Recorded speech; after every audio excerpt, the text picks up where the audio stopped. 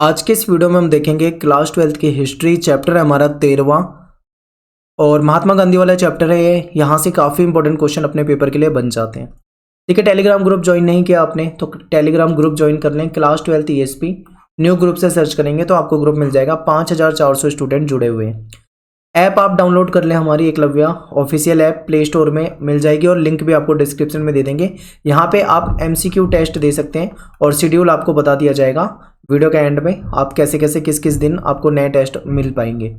देखिए चैप्टर जो है महात्मा गांधी के ऊपर है और यहाँ पे मैं आपको बता दूं कि महात्मा गांधी जो थे 1915 में जब ये साउथ अफ्रीका से वापस आए थे, उसके बाद से लेके 1948 तक का इनका जो भारत में सफ़र है वो क्या क्या हुआ, कैसे कैसे हुआ, वो पूरा का पूरा इस चैप्टर में आपको दिया हुआ है। बहुत ज़्यादा विस्तार से नहीं जाएंगे, टू द सिलेबस करेंगे और जो आपके सिलेबस में है उतना ही बताएंगे। ठीक है, तो यहाँ पे आपको जो पहला वीडियो होने वाला है अपना, ये जो पार्ट 1 है, इसमें 1915 के उनके भारत में आने से लेके ये जो इनका 1921 के आसपास असहयोग आंदोलन और खिलाफत आंदोलन वाला जो टॉपिक था, यहाँ तक के टॉपिक हम इस वीडियो में कवर करने वाले हैं पार्ट 1 में।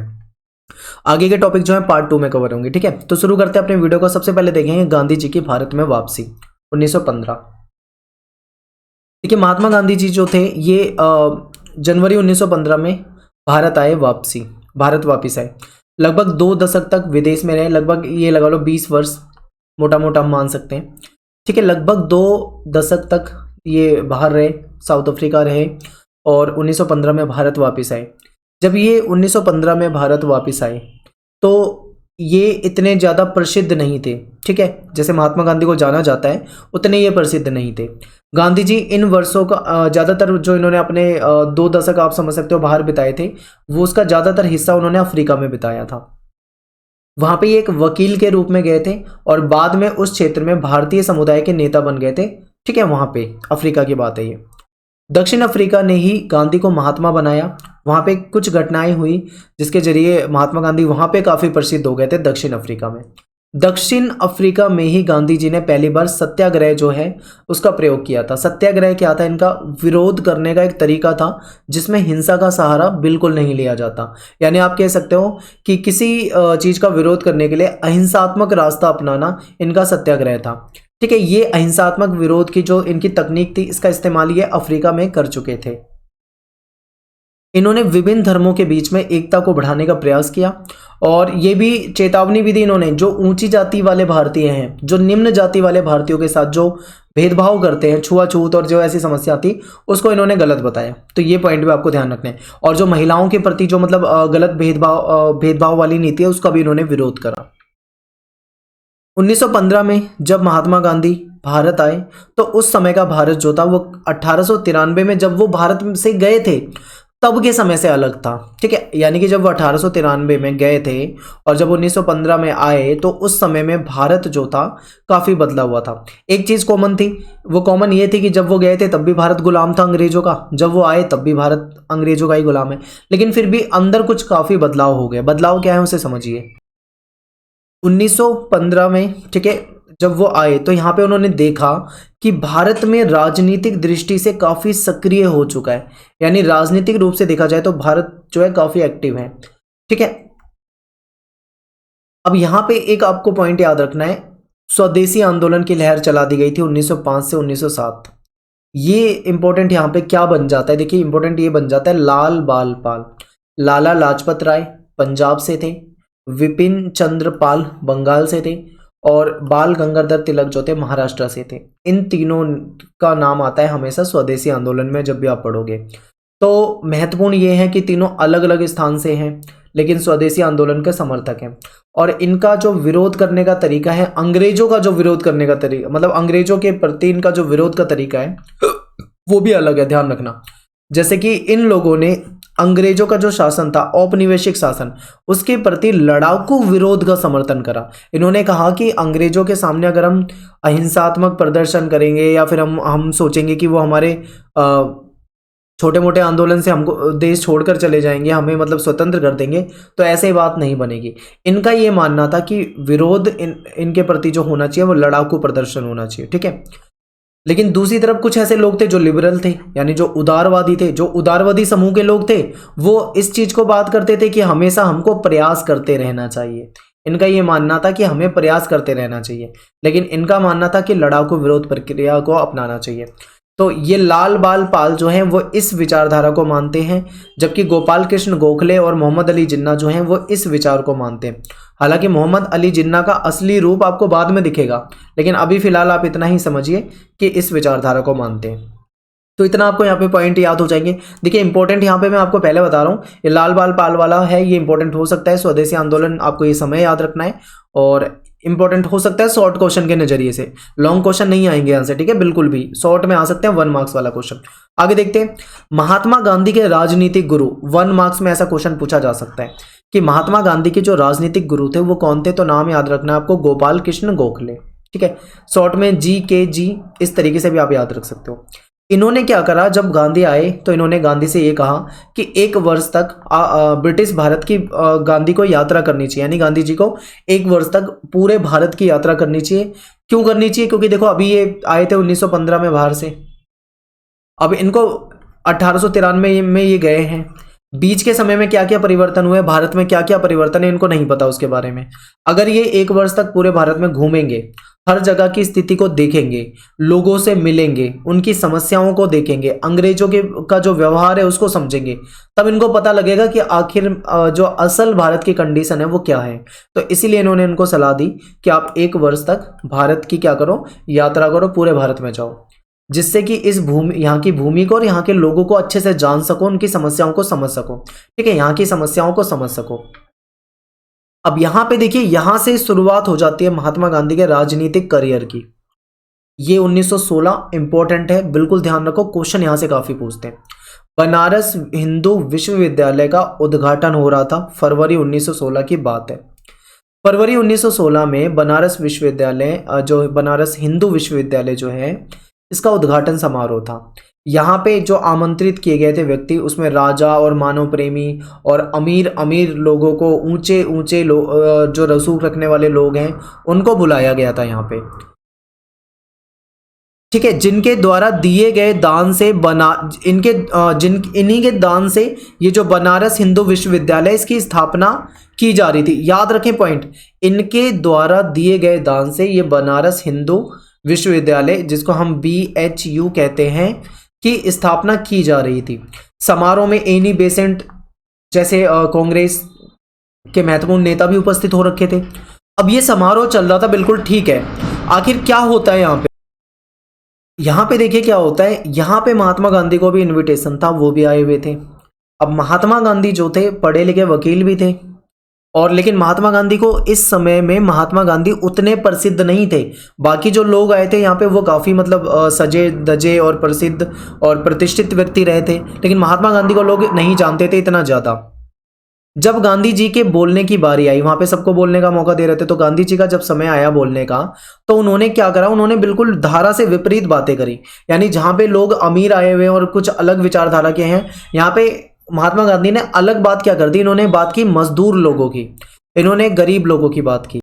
गरीब लोगों की तरफ ध्यान ना देने का कारण जो था वो बताया। इन्होंने ये कहा कि मैं इस सभा में देख रहा हूँ, सारे लोग जो मेरे सामने बैठे हैं सभी बहुत ही मतलब समृद्ध हैं, इनके जो वेशभूषा है, पहनावा है, वो भी बहुत अच्छा है, सब अमीर यहाँ पे अवेलेबल है, उपलब्ध हैं, आए हुए हैं, लेकिन जो गरीब है, जो मजदूर है, मुझे यहाँ पे कोई नहीं दिख रहा। यानी कि अमीरों की सभा हो गई एक तरह से, हमने गरीबों को इग्नोर कर दिया। कुछ इस तरीके की इन्होंने बातें करी जिसमें मजदूरों और गरीबों की इनको मतलब गरीब और मजदूरों को नेता के नजरिए से देखा जाने लगा।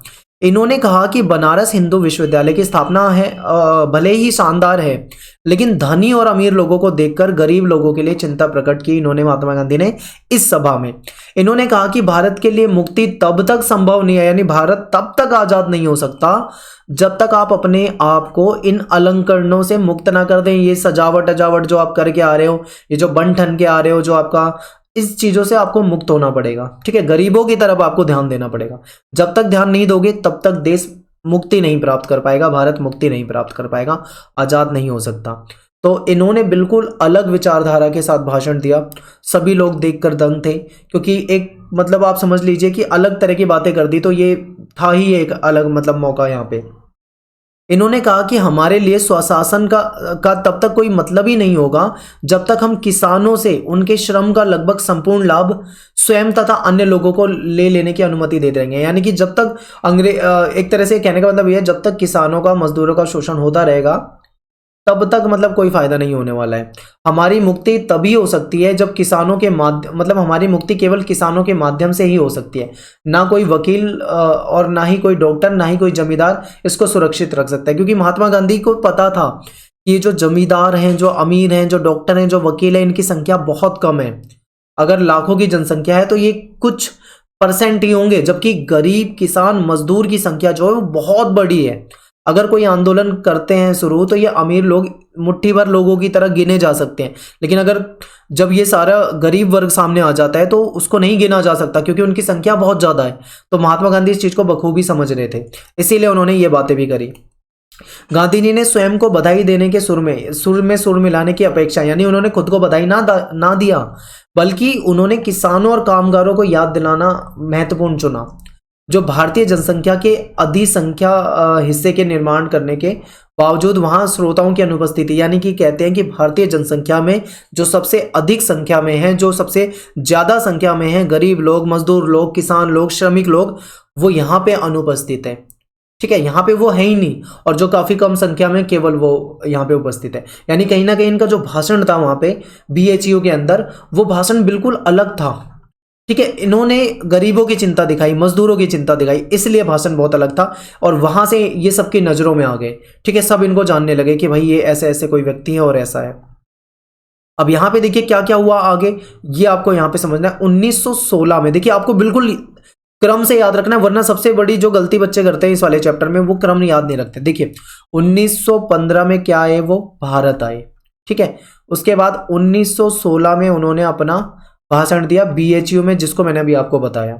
अब 1917 में क्या हुआ, देखिए लगभग माना जाता है कि 1916 के दिसंबर मंथ के आसपास कहा जाता है।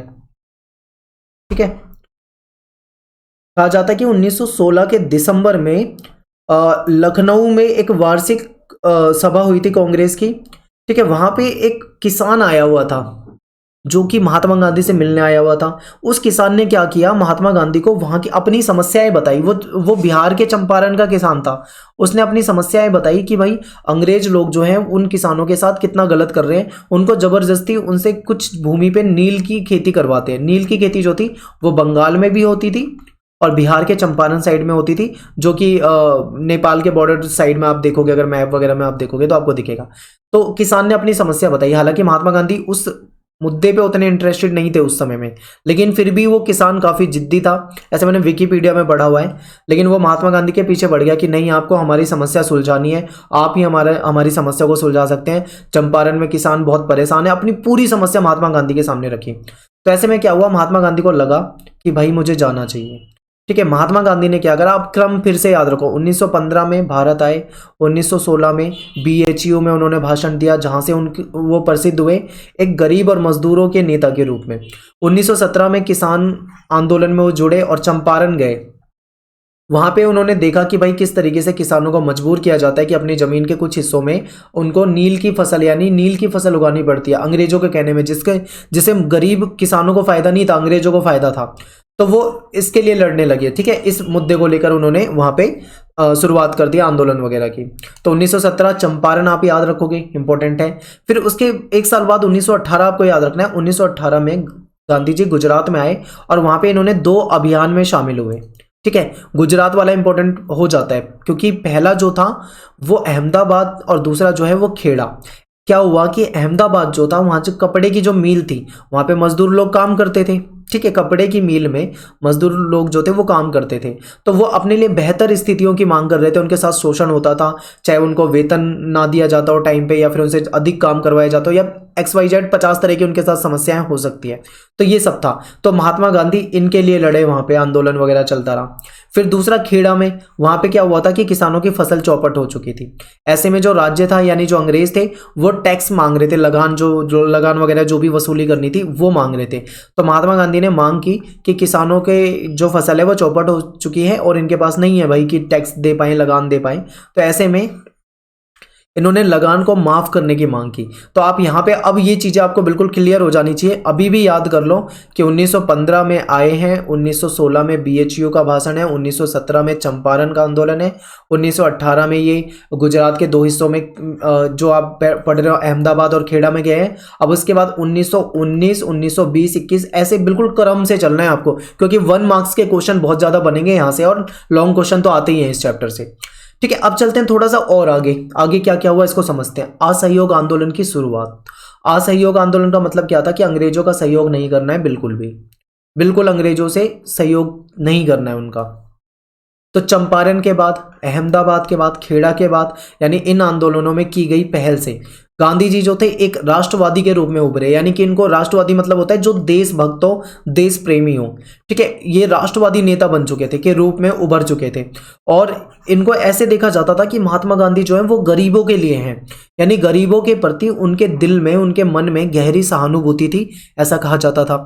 देखिए क्या हुआ कि 1914 से 1918 के महान युद्ध का मतलब यहाँ पे फर्स्ट वर्ल्ड वॉर से है। आपको पता है कि पहला जो विश्व युद्ध हुआ था वो 1914 से 18 हुआ था। तो जब दुनिया में पहला विश्व युद्ध चल रहा था उस दौरान अंग्रेजों ने प्रेस पर प्रतिबंध लगा दिया। ठीक है, और बिना जांच के कारावास की अनुमति दे दी। अब क्या हुआ कि जो सर सिडनी रॉलेट था, इसकी अध्यक्षता में एक समिति बनाई गई और उसने संस्तुति दी, कुछ बातें कही और कठोर कानून लागू कर दिए इसके रॉलेट के कहने पे। तो इसी को रॉलेट एक्ट के नाम से भी जाना जाता है। उत्तरी और पश्चिमी भारत में चारों तरफ बंद का समर्थन किया गया। स्कूल और दुकान के बंद होने के कारण जीवन जो था वो धीरे धीरे ठहरने लगा था। अब देखिए यहाँ पे हुआ क्या, अंग्रेजों ने लालच दिया कि आप हमारी मदद करो वर्ल्ड वॉर में हमारी तरफ से सिपाही के रूप में। तो गांधी जी ने रॉलेट एक्ट के खिलाफ पूरे देश में अभियान चलाया था, क्योंकि पंजाब में विशेष रूप से यह आंदोलन जो था काफी भारी था। अब देखो पंजाब के लोगों के साथ क्या हुआ ये समझिए। पंजाब के लोगों के जो बहुत सारे लोग थे वो युद्ध में अंग्रेजों के पक्ष में सेवा की थी, यानी अंग्रेजों की तरफ से युद्ध करा था पंजाब के बहुत सारे लोगों ने। वो ये सोच रहे थे कि हमने अंग्रेजों की तरफ से लड़ाई लड़ी है वर्ल्ड वॉर में या जहाँ पे भी, तो हमने लड़ाई लड़ी है तो इसके बदले सरकार हमें क्या देगी, इनाम देगी, यानी हमसे खुश हो जाएगी। लेकिन इनाम नहीं दिया, बल्कि बदले में उनको क्या दे दिया, रॉलेट एक्ट। उन्हें यह कह दिया गया कि गिरफ्तार कर लेंगे, जेल में डाल देंगे बिना किसी मुकदमे के, जब मर्जी तब जेल में डालो, जितना मर्जी जेल में रखो, इस तरीके का एक्ट दे दिया। तो ये समस्या आ रही थी यहाँ पे। फिर क्या हुआ, पंजाब जाते समय गांधी जी को कैद कर लिया गया। स्थानीय नेता जो थे उनको भी गिरफ्तार कर लिया गया। धीरे धीरे जो स्थिति थी बहुत तनावपूर्ण होने लगी।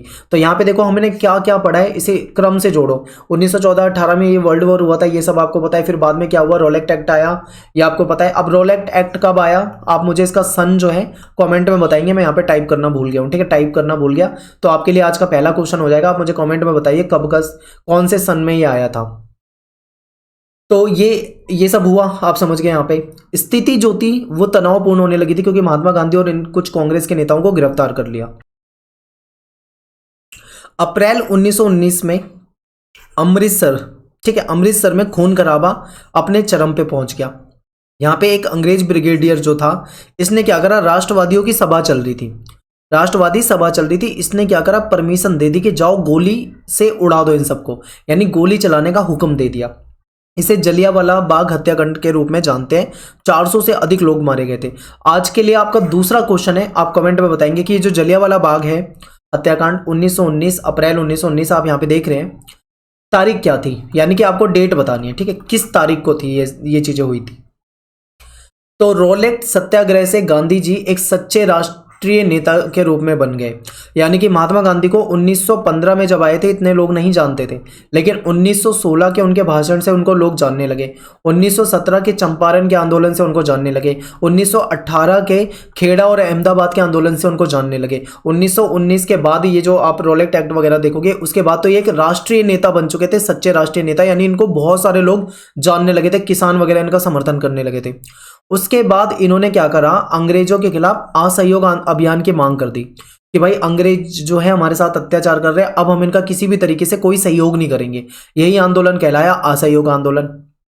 इन्होंने आग्रह किया, भारतीयों से कहा कि स्कूल, अंग्रेजों के बनाए स्कूल में जाना बंद कर दो, कॉलेज में जाना बंद कर दो, न्यायालय में जाना बंद कर दो, किसी भी तरह का कोई अंग्रेजों को टैक्स मत दो, बिल्कुल इनका असहयोग करना शुरू कर दो, यानी कि इनका सहयोग बिल्कुल मत करो, असहयोग वाली स्थिति को, नीति को अपना लो। गांधी जी ने यह भी कहा अगर असहयोग सही तरीके से इसका पालन हो गया तो 1 साल के अंदर क्या हो जाएगा, भारत को स्वराज्य प्राप्त हो जाएगा, अंग्रेजों से मुक्त हो जाएगा, अगर सही तरीके से लागू हो गया तो, ऐसा गांधी ने कहा। अपने संघर्ष का विस्तार करते हुए गांधी ने खिलाफत आंदोलन के साथ भी हाथ मिला लिया। ठीक है, जो खिलाफत आंदोलन जो चल रहा था तुर्की से संबंधित है, मुस्लिमों का है, उससे इन्होंने आंदोलन से हाथ मिला दिया। इनका कहना क्या था कि इससे क्या होगा, जो हिंदू हैं और जो मुस्लिम हैं उन दोनों के बीच में एकता स्थापित होगी, वो सारे आ जाएंगे साथ में, यानी कि इन्हें लग रहा था कि सारे अगर मिल जाएंगे तो आंदोलन का जो विस्तार है वो ज़्यादा हो जाएगा, तो इन्होंने ये किया। आगे देखिए, यहाँ से क्वेश्चन आपके लिए बन जाता है। क्वेश्चन क्या बन जाता है कि असहयोग आंदोलन के दौरान क्या क्या हुआ, तो आप बता सकते हो कि विद्यार्थी जो थे, स्टूडेंट जो थे, स्कूल और कॉलेज जाना बंद कर चुके थे, वकील ने अदालत जाना बंद कर दिया था, मजदूर जो थे उन्होंने हड़ताल पे शुरू कर दिया, किसानों ने टैक्स चुकाना बंद कर दिया। ये सब कब हुआ, असहयोग आंदोलन के दौरान हुआ। ठीक है, महात्मा गांधी जी के कहने पर असहयोग आंदोलन हुआ और हिंदू मुस्लिम को भी इसमें एक साथ लाने का काम किया गया। तो ये पॉइंट आपके लिए बन जाता है, इंपॉर्टेंट है, आपको ये याद रखने बिल्कुल। ठीक है, चैप्टर को बिल्कुल थ्योरी की तरह, स्टोरी की तरह समझते हुए चलना है। ठीक है, बिल्कुल दिमाग में बैठी होनी चाहिए आपकी बातें। और उस समय इतनी हड़तालें चल रही थी, लोग बिल्कुल मतलब महात्मा गांधी की बात को बिल्कुल मान रहे थे और एकदम असहयोग के लिए तैयार थे।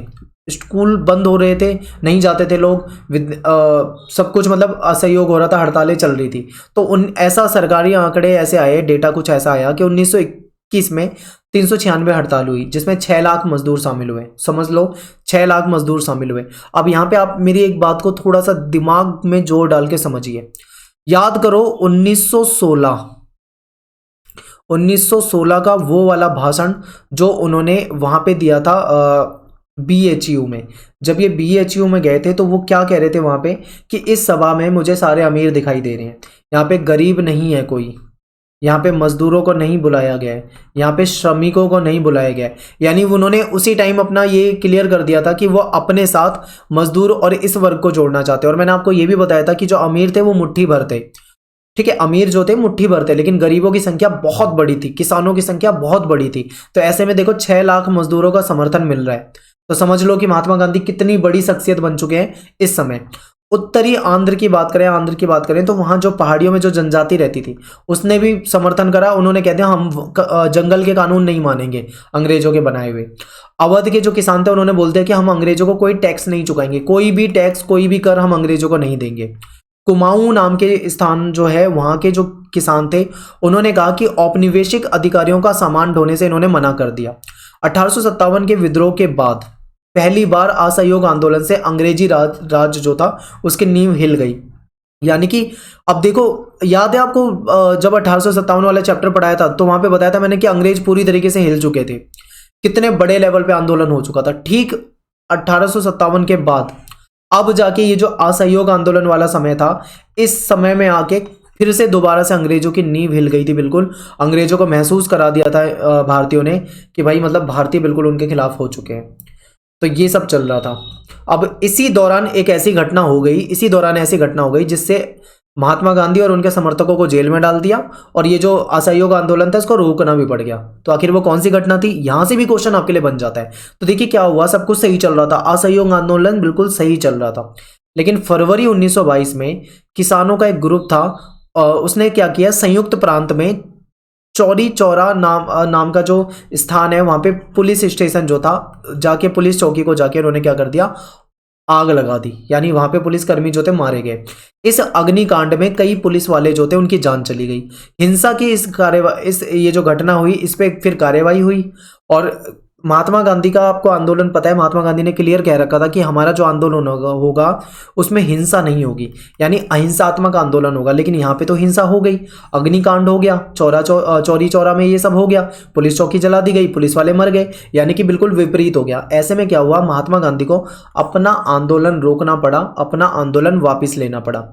असहयोग आंदोलन के दौरान हजारों भारतीय जो थे जेल में डाल दिए, अंग्रेजों ने पकड़े भारतीय और जेल में डाल दिए। गांधी जी को मार्च 1922 में राजद्रोह, इन पे भी देशद्रोह का मुकदमा चलाया गया, इनको गिरफ्तार कर लिया गया।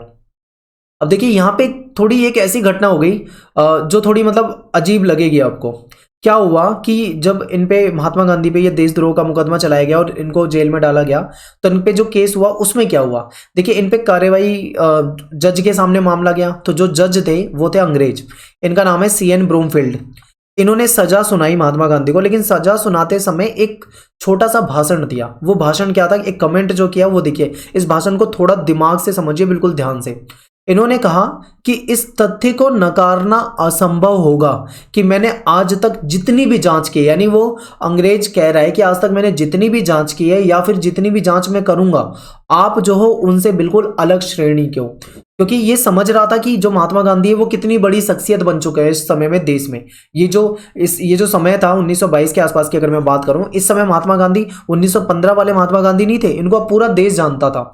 तो ये एक बहुत बड़ी शख्सियत है, इसलिए इन्होंने कहा कि आप उन सबसे भिन्न हैं और इस तथ्य को नकारना असंभव होगा कि आपको लाखों देशवासी की नज़रों में आप एक महान देशभक्त नेता हो। उन्होंने कहा कि लाखों जो देशवासी हैं वो आपको महान देशभक्त नेता मानते हैं। इन्होंने ये भी कहा कि राजनीति में जो लोग आपसे भिन्न मत रखते हैं, यानी जो आपसे अलग विचार रखते हैं राजनीति में, वो लोग भी आपको उच्च आदर्शों और पवित्र जीवन वाले व्यक्ति के रूप में देखते हैं। ठीक है, ऐसा अंग्रेज कह रहा है महात्मा गांधी के लिए।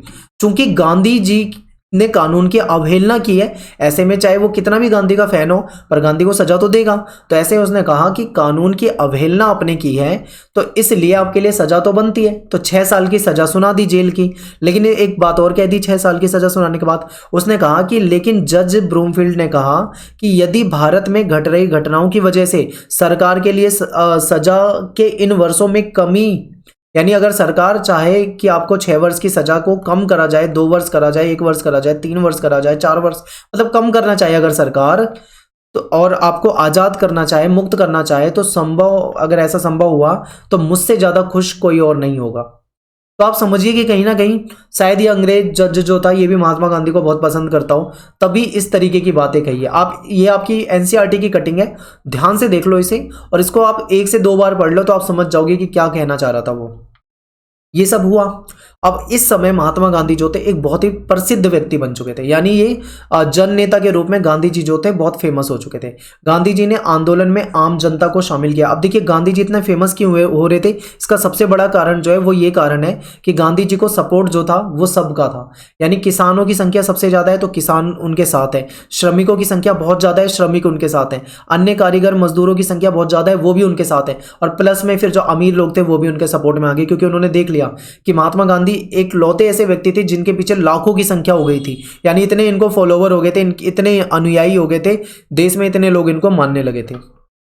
1922 तक गांधी जी ने भारतीय राष्ट्रवाद को बिल्कुल बदल दिया। यानी कि 1922 की अगर हम बात करें तो इस समय क्या हुआ था, राष्ट्रवाद को देखें हम तो ये बिल्कुल बदल चुका था, अलग तरीके का हो गया था। ठीक है, बिल्कुल बदल चुका था, महात्मा गांधी ने बदल दिया। 1916 में इन्होंने जो BHU में जो भाषण दिया था उस भाषण को में जो वायदा किया था उन्होंने पूरा कर दिया। यानी लाखों लोगों को, लाखों गरीबों को, लाखों मजदूरों को इन्होंने अपने साथ शामिल कर लिया।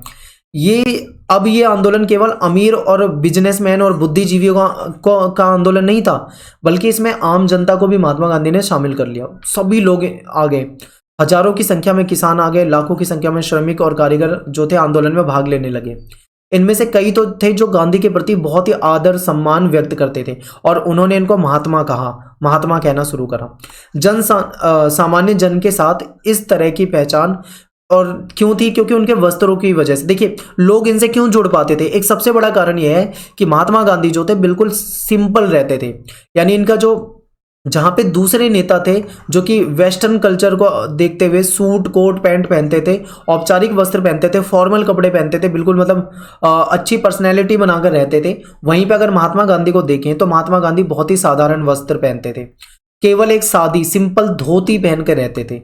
अब आप समझो कि जब कोई किसी का पहनावा ऐसा हो, किसी का जीवन शैली ऐसी हो, बिल्कुल साधारण हो कोई, तो जाहिर सी बात है गरीब मजदूर लोग तो इनको अपना मानेंगे। अब मान लो लाखों गरीबों की सभा है, किसान है, किसानों का पहनावा आप जानते हो अलग होता है, और एक बिजनेसमैन करोड़पति का जो पहनावा होता है वो अलग होता है। तो एक करोड़पति आके वहां पे बिजनेसमैन अपने अलग तरीके की वेशभूषा में आके भाषण देगा तो लाखों लोग उससे नहीं जुड़ पाएंगे। लेकिन अगर वहीं पे एक ऐसा किसान की तरह रहने वाला, बिल्कुल उन्हीं के जैसे रहने वाला, उन्हीं के जैसी जीवन शैली वाला व्यक्ति वहां पे भाषण देगा तो लोग कहीं ना कहीं भावनात्मक रूप से उससे जुड़ जाएंगे। वही महात्मा गांधी के साथ हुआ कि इनका जो पहनावा था, इनका जो रहन सहन था, इनका जो तौर तरीका था वो बिल्कुल आम लोगों की तरह था। इसीलिए जो साधारण धोती पहनते थे, साधारण कपड़े पहनते थे, तो लोग इनसे जुड़ जाते थे। और यहीं पे एक अफवाह भी फैलने लगी थी, यानी अफवाह फैलने लगी थी कि महात्मा गांधी के पास कुछ चमत्कारिक शक्तियां हैं, और ऐसी अफवाह बहुत ज़्यादा फैल गई। कुछ स्थानों पे गांधी जी को गांधी बाबा और कुछ स्थानों पे गांधी जी को महात्मा गांधी कह के पुकारा जाने लगा। कुछ जगह पे गांधी महाराज जैसे शब्दों का भी प्रयोग किया जाने लगा। अब अफवाहें क्या थी आपको ये भी समझना है, थोड़ा सा अफवाहों को समझते हुए चलना है, ठीक है। मैं अफवाहें आपको बताऊंगा, इससे पहले एक टॉपिक छोटा सा पढ़ लेते हैं। जन नेता के रूप में गांधी जी। गांधी जी हमेशा से ही गरीब किसानों के साथ खड़े रहे। गांधी जी गरीब किसानों के हमदर्द और मसीहा के रूप में देखे जाने लगे। गांधी जी ने आंदोलन का प्रचार प्रसार जो किया मातृभाषा में किया, ठीक है। हिंदू मुस्लिम एकता पे बल दिया इन्होंने। रजवाड़ों को समझाने के लिए प्रजामंडल का गठन किया गया। गांधी जी के आकर्षक व्यक्तित्व के कारण बड़े नेता उनसे आकर जुड़ने लगे, ठीक है। गांधी जी ने चरखे के प्रचार और प्रसार किया, इससे जो गरीब लोग थे वो भी सभी जुड़ने लगे। तो ये मतलब एक तरह से गांधी जी बहुत फेमस हो चुके थे। और ऐसे ही कुछ अफवाहें उड़ गई कि गांधी जी में चमत्कारिक शक्तियां हैं, गांधी जी को लेकर कई अफवाहें थी। अफवाहें देखो ध्यान से, ये अफवाह आपको याद रखनी है। कुछ स्थानों पे ऐसी अफवाह फैल गई कि राजा जो है, राजा द्वारा किसानों के दुख और तकलीफ को सुधार करने के लिए उसने महात्मा गांधी को भेजा है। और महात्मा गांधी के पास ऐसी शक्ति है कि अंग्रेज अधिकारी जो भी निर्देश देते हैं महात्मा गांधी उनको अस्वीकृत कर सकते हैं, यानी उसको मानने से मना कर सकते हैं। इनके पास शक्तियां हैं ऐसी।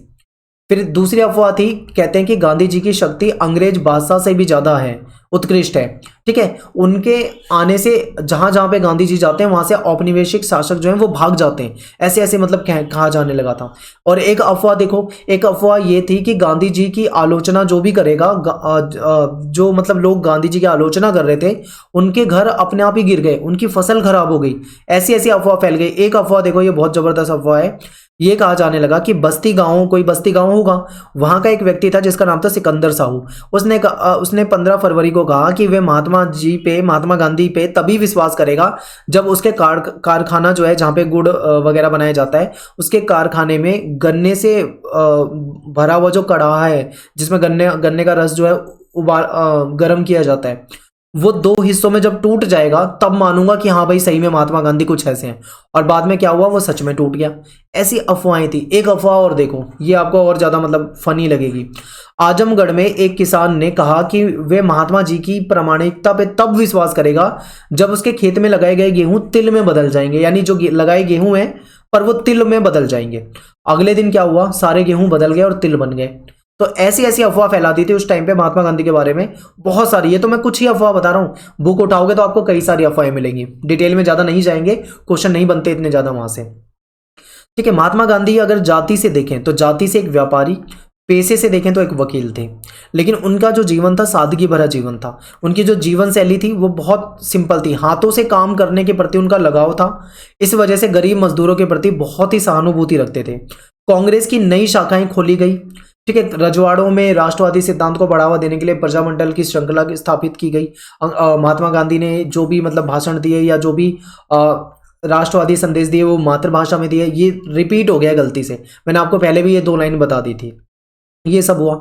जो गांधी जी के प्रशंसक थे, जो उनको पसंद करते थे, वो केवल गरीब और किसान, आप ये मत समझना कि केवल गरीब और किसान ही पसंद कर रहे हैं, अब तो धनी लोग भी गांधी जी को पसंद करने लगे थे। 1917 से 1922 के बीच में भारतीयों के बीच में बहुत ज़्यादा प्रतिभाशाली वर्ग ने जो थे उन्होंने भी अपने आप को गांधी जी से जोड़ लिया। जो बड़े बड़े नाम होते थे जैसे महादेव देसाई, सरदार वल्लभ भाई पटेल, जेबी कृपलानी, सुभाष चंद्र बोस, ये जो बड़े नाम होते थे, अब अबुल कलाम आज़ाद, जवाहरलाल नेहरू, सरोजनी नायडू, जीबी पंत, ठीक है, सी राजगोपालाचारी, ये बड़े बड़े व्यक्तित्व वाले लोग जो थे ये भी महात्मा गांधी से बहुत ज़्यादा इंप्रेस हुए और महात्मा गांधी से जुड़ गए आके, ठीक है, महात्मा गांधी से जुड़ गए आके। महात्मा गांधी को 1924 में जेल से रिहा कर दिया गया। महात्मा गांधी को 1924 में जेल से रिहा कर दिया गया। अब उन्होंने अपना ध्यान घर से बने कपड़ों और खादी को बढ़ावा देने पे दिया। छुआछूत समाप्त करने पे इन्होंने मतलब ध्यान लगाया अपना। गांधी जी केवल राजनीतिक नेता नहीं थे बल्कि ये समाज सेवी भी थे और समाज सुधारक भी थे, क्योंकि इन्होंने समाज में ये जो कुरीतियां थी, चाहे वो छुआछूत हो, चाहे वो गरीबी वाली भेदभाव हो, अमीर गरीब का भेदभाव हो, चाहे वो ऊंची जात नीची जात का भेदभाव हो, उन सब के लिए इन्होंने उसको खत्म करने की बात की। इन्होंने बाल विवाह और छुआछूत जैसी सामाजिक जो बुराइयां थी उसको भी खत्म करने की बात की कि इनसे जब तक हम मुक्त नहीं होंगे तब तक देश आजाद नहीं हो सकता है और देश समृद्ध नहीं हो सकता है। ऐसी ऐसी इन्होंने बातें करी। तो ये था हमारा पार्ट 1। ठीक है, महात्मा गांधी के बारे में बेसिक आपको सारा बताया। जरा भी दिक्कत आपको लगे वीडियो को रिपीट करके देखो, 2 बार देखो, पर ढंग से देखो, आप बिल्कुल अच्छे से समझ में आएगा। एनसीईआरटी पढ़ लो, इंपॉर्टेंट क्वेश्चन मैं आपको सारे कराऊंगा। ठीक है, लाइव में आपको सब कुछ कराऊंगा। पहले हम सिलेबस को कर लेते हैं, आपको इसको ध्यान से देखना है, समझना है। अब देखिए ये ऐप है हमारी, आपको प्ले स्टोर से डाउनलोड करना है, लिंक आपको डिस्क्रिप्शन में दे दिया जाएगा। इसमें टेस्ट होते हैं, आपको बहुत सारे टेस्ट एमसीक्यू मिल जाएंगे अपलोड किए हुए, लेकिन जो आपको सैटरडे को जियोग्राफी का टेस्ट अपलोड किया जाता है, पॉलिटिकल को संडे को पॉलिटिकल का किया जाता है, ट्यूसडे को हिस्ट्री का किया जाता है और फ्राइडे को इको का किया जाता है। अब यहाँ पे बहुत सारे बच्चे पूछते हैं कि टाइम क्या है, किस टाइम अपलोड किया जाता है। देखिए टाइम नहीं है, केवल डेज है। सैटरडे का मतलब है सैटरडे में किसी भी टाइम हो सकता है, सुबह 6 बजे हो जाए, हो सकता है दोपहर में 3 बजे हो जाए, हो सकता है रात में 9 बजे हो जाए। यानी सैटरडे का मतलब सैटरडे है, टाइम फिक्स नहीं है। जैसे ही हमें टाइम मिलता है हम वहाँ पे टेस्ट अपलोड कर देते हैं। ठीक है, और टेलीग्राम में बता भी देते हैं। तो खत्म करते हैं आज के पार्ट को, मिलते हैं नेक्स्ट वीडियो में। थैंक्स फॉर वॉचिंग सभी को। जय हिंद, जय भारत।